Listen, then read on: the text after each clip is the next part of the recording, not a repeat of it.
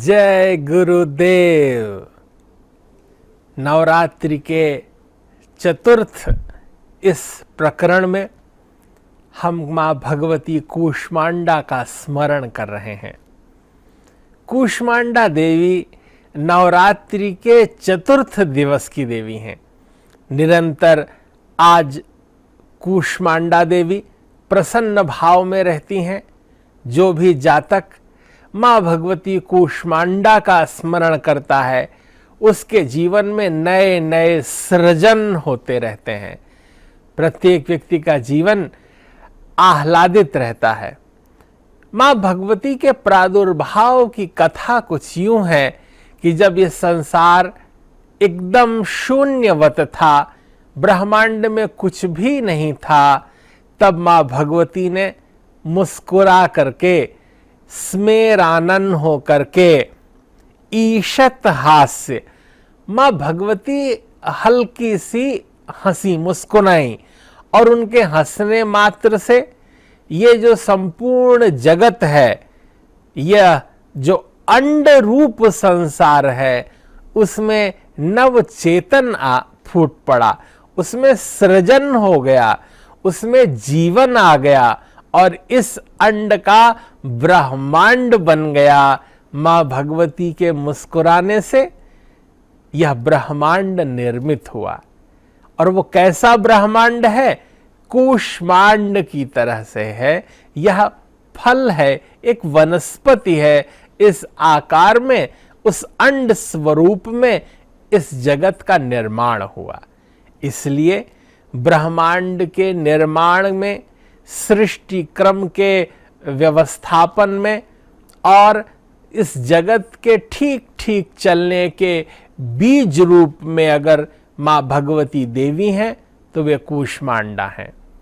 नवरात्रि के इस दैवीय पावन सुंदर काल में माँ भगवती कूष्मांडा, चौथे दिन इनका स्मरण करने से प्रत्येक व्यक्ति के अनाहत चक्र में स्थित मन चैतन्य हो उठता है। योग की दृष्टि से विचार करते हैं तो इस शरीर में विभिन्न स्थानों पर जीव के विभिन्न स्वरूप रहते हैं और वहां से वह चेतना प्रसारित होती है, प्रसरित होती है। तो चौथे दिन, चौथे स्तर पर जब अनाहत चक्र में हम ध्यान लगाते हैं, अपने मन को केंद्रित करते हैं, तो माँ भगवती कूष्मांडा चैतन्य हो जाती हैं और उनका आशीष प्राप्त होता है। मंद हंसी से युक्त माँ भगवती हैं, तो इनकी उपासना अत्यंत प्रसन्नता पूर्वक मंद हास के साथ करने से शीघ्र ही फल प्राप्त होता है। माँ भगवती का स्वरूप अष्टभुजा का है। माँ भगवती को अष्टभुजी भी कहते हैं। कूष्मांडा देवी अष्टभुजी देवी के रूप में सभी पर कृपा की वर्षा करती हैं। माँ का वाहन सिंह है। माँ सिंह पर सवारी करती हैं और उनके 8 हाथों में विभिन्न आयुध, अस्त्र शस्त्र रहते हैं। उनके प्रथम हाथ में कमंडल रहता है, दूसरे हाथ में धनुष और बाण रहता है, तीसरे हाथ में कमल पुष्प रहता है और चौथे हाथ में कलश रहता है, पांचवें हाथ में चक्र रहता है, छठवें हाथ में गदा रहती है, सातवें हाथ में जप माला रहती है और वे निरंतर फिर आशीर्वाद मुद्रा में, वर मुद्रा में उनका हाथ रहता है। इस तरह माँ भगवती अष्टभुजी देवी, कूष्मांडा देवी संपूर्ण संसार में, संपूर्ण ब्रह्मांड में अपने आशीर्वाद की वर्षा करती रहती हैं। वे अचंचल मन की स्वामिनी हैं। इसलिए अगर कोई व्यक्ति, कोई साधक भगवदीय चेतना, ब्रह्मांड की उस दिव्य चेतना का स्मरण करता है, मनन करता है, तो निश्चय ही उसका मन स्थिर हो जाता है। मन को स्थिर करने के लिए कूष्मांडा देवी की आराधना प्रशस्त मानी गई है। हमारा मन संयमित हो जाता है, मन का चांचल्य चला जाता है, हमारा अंतःकरण शांत और निर्मल हो जाता है। अपने मन को शांत बनाने के लिए मां कूष्मांडा की कृपा परम आवश्यक है। देवी का यह स्वरूप है कि वे मंदहास युक्त हैं, लेकिन मन चंचल नहीं है, मन स्थिर है। इसलिए जो भी व्यक्ति अपने मन को एकाग्र करना चाहता है, दैवीय उपासना करना चाहता है और भगवदीय सत्ता से अपना तारतम्य, अपना मन संयुक्त करना चाहता है, उसे आज चौथे दिन कूष्मांडा देवी का स्मरण, पूजन, मनन और ध्यान करना चाहिए। यह संकल्प मात्र से आपके सिद्धि के द्वार खोल देने वाली भगवती हैं। ये देवी अत्यंत कृपालु हैं और व्यक्ति के जीवन में निर्भरता लाती हैं। पवित्र मन होने से हम मां भगवती का आशीष प्राप्त कर पाते हैं। उपासना का यह सिद्धांत है कि हमारा मन निर्मल होना चाहिए, छल कपट रहित होना चाहिए। जो मन निश्छल होता है उस पर परमात्मा कृपा बरसती है। इसलिए भक्ति के सिद्धांत में पहला सिद्धांत, पहली सीढ़ी ही निश्चल मन है और निश्चल मन का व्यक्ति ही भगवदीय कृपा प्राप्त करने का अधिकारी है। पवित्र मन वाली मां भगवती पवित्र मन वाले व्यक्ति का चयन करती हैं। मां भगवती रोगनाश के लिए भी अत्यंत प्रशस्त मानी गई हैं। इनकी देवी आराधना से रोगनाश होता है। कूष्मांड, जिसे उत्तर और मध्य भारत में कुम्हड़ा कहते हैं, जिसका सर्वाधिक खान पान में प्रयोग होता है। कुम्हड़े की सब्जी अत्यंत प्रशस्त मानी गई है। विभिन्न दैवीय कार्यों में, घर में प्रसाद इत्यादि के बनाने में, अतिथियों को भोजन कराने में कुम्हड़े की सब्जी अत्यंत महनीय मानी जाती है। इसीलिए भी कि यह रोगनाश के लिए भी अत्यंत कारक है। कुछ लोग कुम्हड़े की बलि भी देते हैं, कूष्मांडा की बलि मां भगवती को देते हैं। अगर वनस्पतियों की दृष्टि से विचार किया जाए तो कूष्मांडा देवी को कूष्मांड प्रिय है। यह भी कहा जा सकता है कि चतुर्थ दिवस में कूष्मांडा की यदि लता रोपी जाए, यदि बीज वपन की दृष्टि से विचार करें, तो हम अगर चतुर्थ दिवस नवरात्रि के दिन कूष्मांडा का, कुम्हड़े का बीजारोपण करते हैं, उसकी लता लगाते हैं, तो हमारे घर में सुख, समृद्धि, ऐश्वर्य और भगवदीय कृपा बनी रहेगी और समस्त प्रकार के रोग नष्ट हो जाएंगे। सर्वसिद्ध और सर्वप्रिय मीठा, जिसे हम पेठा कहते हैं, वह भी कूष्मांड से बनता है। वह पेठा न सिर्फ मध्य भारत, उत्तर भारत, अपितु पूरे विश्व में एक प्रशस्त मिठाई मानी गई है, जो स्वास्थ्यकर है, जिसके आहार से, जिसके भोग से हम शरीर को स्वस्थ बनाते हैं। ऐसी कूष्मांडा मां भगवती देवी की कृपा प्राप्त करने के लिए निश्चल मन से मां भगवती के प्रसन्न वदन दिव्य स्वरूप का चिंतन करना चाहिए।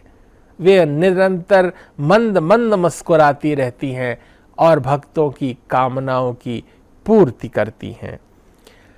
सुरा संपूर्ण कलशम रुधिराप्लुतमेव च दधाना हस्त पद्माभ्याम कूष्मांडा शुभदास्तु में।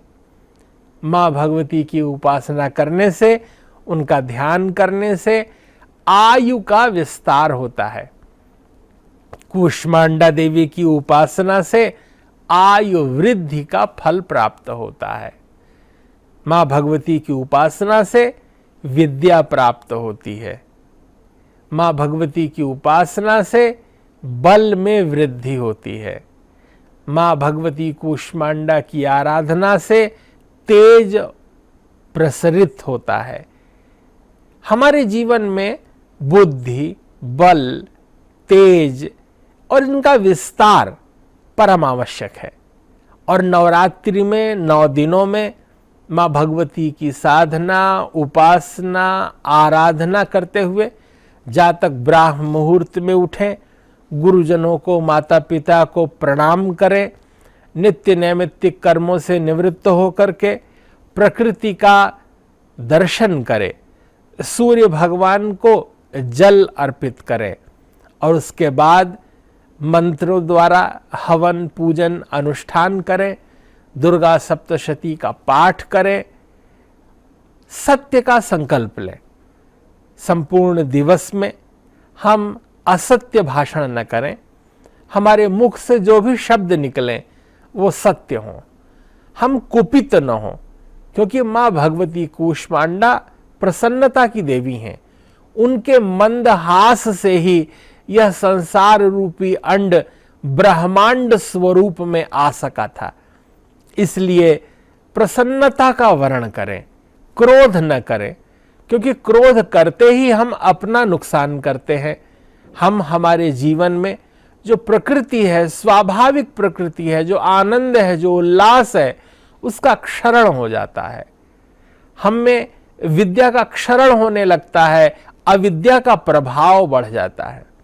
इसलिए विद्या के प्रभाव को बढ़ाने के लिए, शीघ्र स्वस्थ होने के लिए, स्वास्थ्य को अच्छा रखने के लिए, यश, बल और तेज के विस्तार के लिए, कीर्ति के अनुपम और दिव्य अलौकिक विस्तारण के लिए व्यक्ति को मंद मंद मुस्कुराते रहना चाहिए, सहज शांत रहना चाहिए। तो निश्चय ही मां भगवती कूष्मांडा की कृपा प्राप्त हो जाती है। जीवन धन्यता का अनुभव करने लगता है, भगवदीय वातावरण निर्मित हो जाता है और इससे संपूर्ण संसार का अलौकिक आनंद, स्नेह, सौख्य, मां भगवती की कृपा हमें प्राप्त होने लगती है। इस दिन कन्या पूजन भी अवश्य करना चाहिए।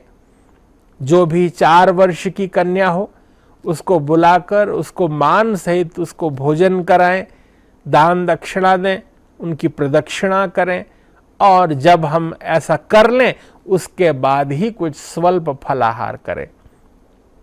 जीवन जागृति का, चैतन्यता का नाम है, साधना का नाम है। इसलिए प्रत्येक व्यक्ति को साधना से स्वयं को संयमित करना चाहिए। नवरात्रि के इस पावन काल में 9 दिनों में हम प्रत्येक दिन मां भगवती के प्रत्येक स्वरूप की चर्चा कर रहे हैं। उनके वाहन, उनके दिव्य मुखमंडल, उनके अस्त्र शस्त्र, उनके स्वभाव का चिंतन कर रहे हैं। और मां भगवती का चिंतन करने मात्र से हमारी चेतना भगवदीय हो जाती है, क्योंकि माता पिता, गुरुजनों, देवी देवताओं का गुणगान करना ही, उनका स्तवन पूजन करना ही, उनकी आराधना ही वस्तुतः जीवन की धन्यता का एक प्रमुख सोपान है। हमारा जीवन तब सत्वमय हो जाता है जब हम सत्व का चिंतन करते हैं, सत्व के मार्ग पर बढ़ते हैं और सत्व की क्रिया करते हैं। तो क्रिया सिद्धि सत्वे भवति। जो कार्य की सिद्धि है वो सत्व से होती है, आत्मबल से होती है, भगवदीय कृपा से होती है। इसलिए निश्चल मन के साथ भगवदीय उपासना, कूष्मांडा मां भगवती की कृपा आप सभी के जीवन में हो, आप सभी दिव्य प्रसाद भोग प्राप्त करें। क्योंकि मां कूष्मांडा की पूजा अर्चना का ये फल है कि फिर व्यक्ति के जीवन में कभी अन्न का अभाव नहीं होगा। जो भी मां भगवती के स्वरूप की पूजा अर्चना वंदना करता है उसको नित्य नूतन भव्य दिव्य आहार व्यंजन प्राप्त होते हैं। कभी बुभुक्षा नहीं सताती। आपके जीवन में सदैव सौमनस्यता का भाव बना रहता है। माँ भगवती कूष्मांडा की कृपा प्राप्त हो, आपके जीवन में सुख सौविध्य हो, आह्लाद उमंग हो, आनंद से भरपूर जीवन भगवदीय हो जाए और तुरी की चेतना में स्थित शिवम शांतम अद्वैतम चतुर्थम मन्यन्ते स आत्मा स विज्ञेयः, हमारी वह आत्मा परिपूर्णता का अनुभव करते हुए कल्याण स्वरूप हो, शांत हो, उसमें द्वैत न हो, अद्वैत भाव हो। हम सिया राम मैं सब जग जानी, करहूं प्रणाम जोर जुग पानी। संपूर्ण ब्रह्मांड में अवैर भाव से रहें, किसी का किसी से वैर न हो, समता मूलक समाज का निर्माण हो, प्रत्येक व्यक्ति की चित्त चेतना में एक दूसरे के लिए आदर हो। जब ऐसा समाज विकसित होगा तब पूर्णता और परिपूर्णता से यह संपूर्ण धरा ही स्वर्ग बन जाएगी और हम सब इस धरा को स्वर्ग बनाने के लिए कृत संकल्पित हैं।